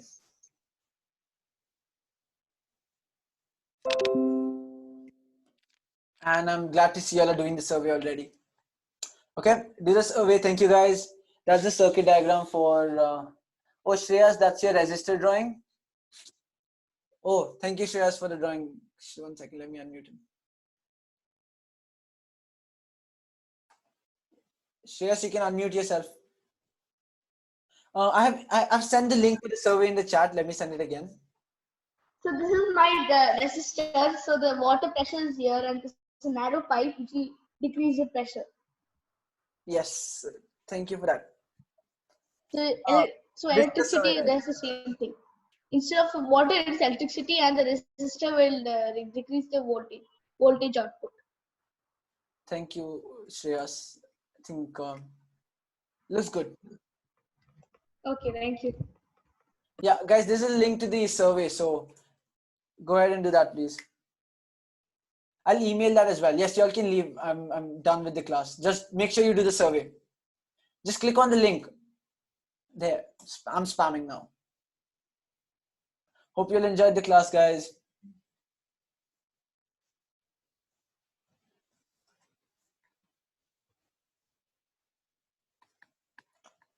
Yeah, I'm sending it. Yeah. Oh, in case you want my email, there it is.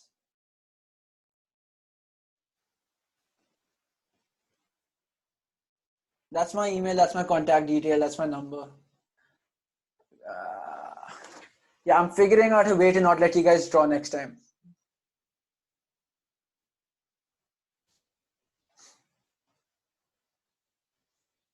It's okay. Right. Link to the survey. Let me send it again.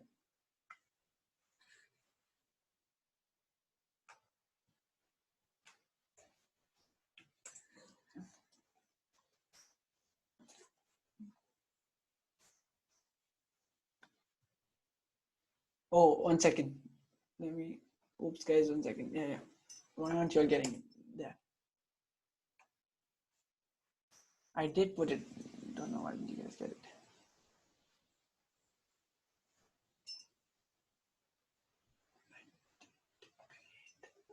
Okay. There, I think everyone has a survey link now.